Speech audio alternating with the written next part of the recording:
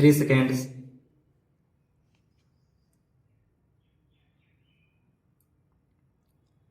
सभापति महोदय, मैं रक्षा मंत्रालय की मांगों का समर्थन करने के लिए खड़ा हुआ हूँ। वर्तमान घटनाओं से पता चलता है कि संसार का हर देश अपनी सुरक्षा के बारे में चिंतित है और उसके लिए हर प्रयत्न कर रहा है। इस दृष्टि से अन्य देशों की तरह हमारे देश में भी रक्षा मंत्रालय का महत्व है।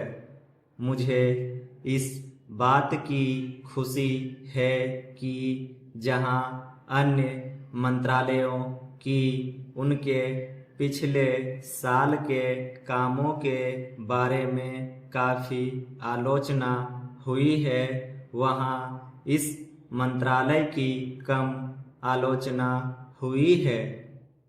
इससे पता चलता है कि इस मंत्रालय ने पिछले साल अच्छा काम किया है।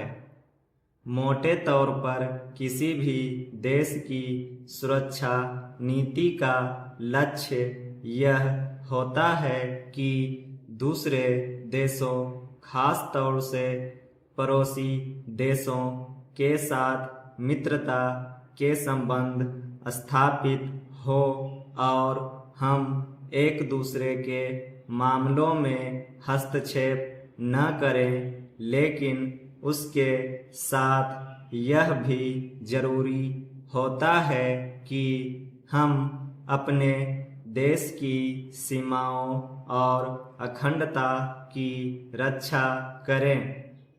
इसलिए हमारे देश का यह कर्तव्य हो जाता है कि हम अपने पड़ोसियों के कार्यों पर पूरी नज़र रखें, क्योंकि आज तक हमारे देश पर जो संकट आए वे हमारे पड़ोसियों से आए हैं।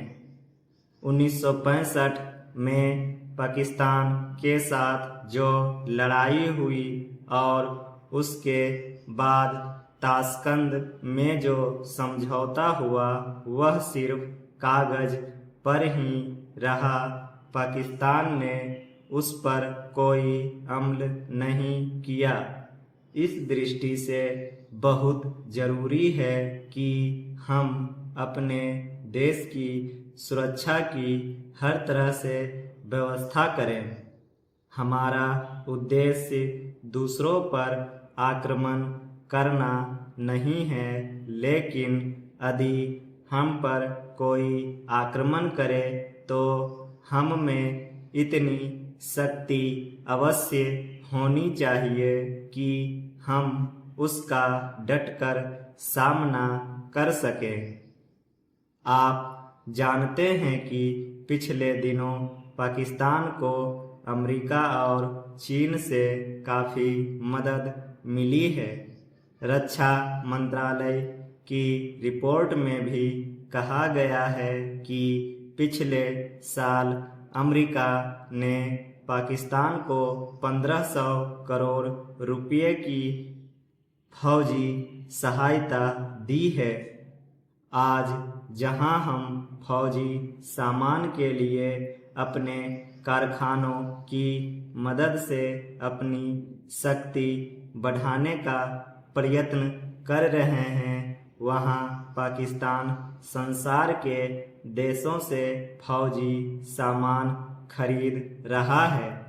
अपनी नीति के कारण वह सब देशों से लाभ उठा रहा है।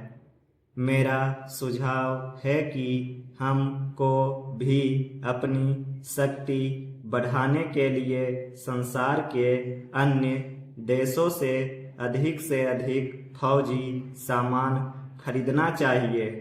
आज तिब्बत की सीमा पर चीन की 1.5 लाख फौज खड़ी है।